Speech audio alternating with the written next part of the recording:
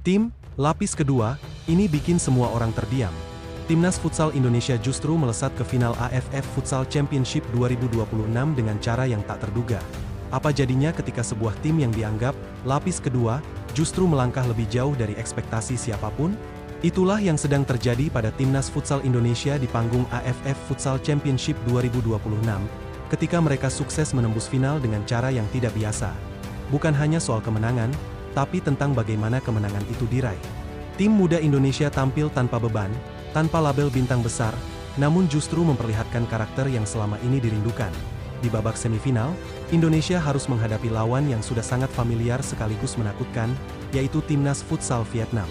Pertemuan ini bukan sekadar pertandingan, tapi juga ajang pembuktian. Sejak peluit awal dibunyikan, Vietnam langsung menunjukkan agresivitas tinggi. Mereka bermain cepat, keras, dan berani menekan sejak lini depan. Beberapa kali pertahanan Indonesia dibuat kerepotan. Tekanan demi tekanan datang tanpa henti, seolah ingin menunjukkan bahwa mereka masih menjadi kekuatan utama di kawasan. Namun di tengah tekanan itu, Indonesia justru menemukan momentum. Serangan balik cepat menjadi senjata utama yang perlahan mulai mengganggu keseimbangan permainan Vietnam. Gol pertama akhirnya lahir melalui aksi Andarias Karet. Sebuah momen yang tidak hanya membuka keunggulan, tetapi juga membangkitkan kepercayaan diri seluruh tim. Setelah gol tersebut, permainan Indonesia berubah drastis. Mereka mulai berani menguasai bola dan memainkan tempo sesuai keinginan sendiri. Tidak butuh waktu lama, Andarias Karet kembali mencatatkan namanya di papan skor. Gol kedua ini menjadi bukti bahwa Indonesia tidak hanya bertahan, tetapi juga sangat efektif dalam menyerang. Vietnam yang tertinggal mulai meningkatkan intensitas permainan. Benturan fisik semakin sering terjadi, memperlihatkan betapa panasnya pertandingan ini. Memasuki babak kedua, Vietnam berhasil memperkecil ketertinggalan lewat tembakan jarak jauh yang tidak mampu dibendung kiper Indonesia. Gol tersebut sempat membuat tekanan mental meningkat. Namun disinilah mentalitas tim muda Indonesia diuji. Hanya berselang 1 menit, Indonesia langsung merespons. Umpan matang dari Yogi disambut sempurna oleh Sanjaya yang tanpa ragu mencetak gol ketiga. Gol ini menjadi salah satu titik balik penting dalam pertandingan. Indonesia kembali menjauh dan memaksa Vietnam untuk bermain lebih terbuka. Namun Vietnam tidak menyerah begitu saja. Mereka terus mencari celah dan akhirnya kembali mencetak gol melalui skema bola mati. Skor berubah menjadi 3-2, membuat sisa pertandingan berlangsung semakin menegangkan.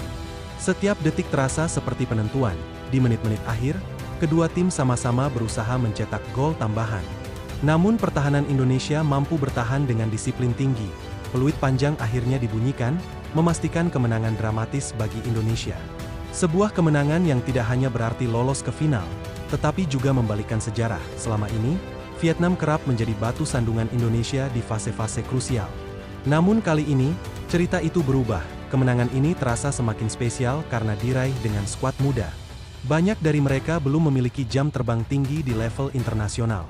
Pelatih Hector Souto memang sengaja membawa pemain-pemain muda dalam turnamen ini.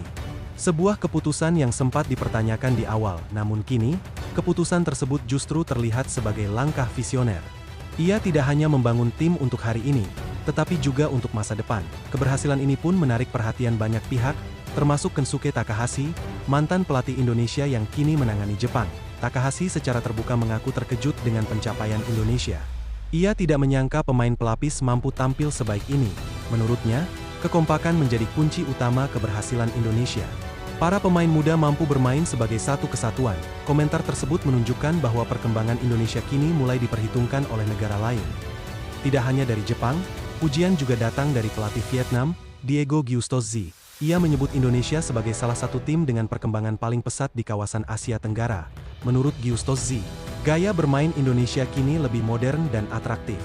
Mereka tidak hanya mengandalkan fisik, tetapi juga teknik dan taktik. Pujian tersebut tentu menjadi sinyal bahwa Indonesia sudah tidak lagi dipandang sebelah mata. Jika melihat peringkat dunia, Vietnam memang masih berada di atas Indonesia. Namun jarak tersebut kini terasa semakin tipis. Indonesia perlahan menunjukkan bahwa mereka mampu bersaing dengan tim-tim papan atas Asia. Apalagi dengan potensi pemain muda yang terus berkembang, masa depan futsal Indonesia terlihat sangat cerah. Meski demikian, perjalanan ini belum selesai. Final menjadi ujian berikutnya yang tentu akan jauh lebih berat. Di balik euforia kemenangan, Hector Souto justru memberikan perhatian serius terhadap kualitas wasit di turnamen ini. Ia menyoroti banyaknya pelanggaran keras yang tidak ditindak dengan tegas. Hal ini dianggap berbahaya bagi keselamatan pemain. Menurutnya, futsal seharusnya mengedepankan teknik, bukan kekerasan. Jika dibiarkan, permainan bisa kehilangan esensinya. Komentar ini bukan tanpa alasan. Dalam beberapa pertandingan, termasuk laga Thailand melawan Vietnam, terlihat banyak kontak fisik yang berlebihan. Souto berharap ada evaluasi dari penyelenggara agar kualitas pertandingan bisa meningkat.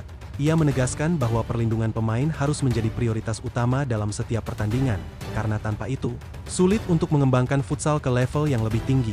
Terlepas dari semua itu, satu hal yang pasti, Indonesia kini sedang berada di jalur yang tepat. Tim muda ini telah membuktikan bahwa mereka bukan sekadar pelengkap, melainkan fondasi masa depan. Dan jika tren ini terus berlanjut, bukan tidak mungkin Indonesia akan menjadi kekuatan dominan baru di Asia Tenggara. Kini, semua mata tertuju pada partai final.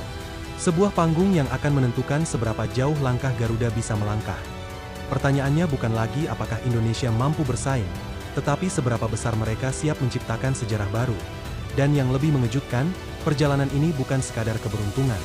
Ada sesuatu yang berubah dari cara bermain, mental, hingga keberanian mengambil keputusan di lapangan. Tim muda Indonesia tampil tanpa rasa takut.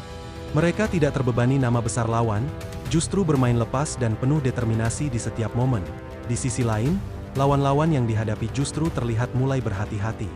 Mereka seperti tidak menyangka bahwa Indonesia datang dengan kekuatan baru yang sulit ditebak. Perubahan ini tidak terjadi secara instan. Ada proses panjang yang sedang dibangun, terutama dalam hal regenerasi pemain yang kini mulai menunjukkan hasil nyata. Kepercayaan yang diberikan kepada pemain muda ternyata menjadi senjata utama. Mereka membalasnya dengan kerja keras, disiplin, dan performa yang terus meningkat. Bahkan dalam situasi tertekan, tim ini mampu tetap tenang. Hal yang biasanya menjadi kelemahan, kini justru menjadi kekuatan baru. Kemenangan demi kemenangan mulai membangun aura berbeda. Indonesia tidak lagi sekadar peserta, tetapi mulai terlihat sebagai ancaman serius. Hal ini membuat banyak pihak mulai mengubah cara pandang mereka. Indonesia kini bukan tim yang bisa diremehkan begitu saja, dan yang paling menarik, ini baru permulaan. Potensi tim ini masih bisa berkembang jauh lebih besar jika terus dijaga dengan konsisten. Kini, satu langkah terakhir menanti. Pertanyaannya, apakah kejutan ini akan berakhir di final, atau justru berubah menjadi sejarah besar yang tak terlupakan?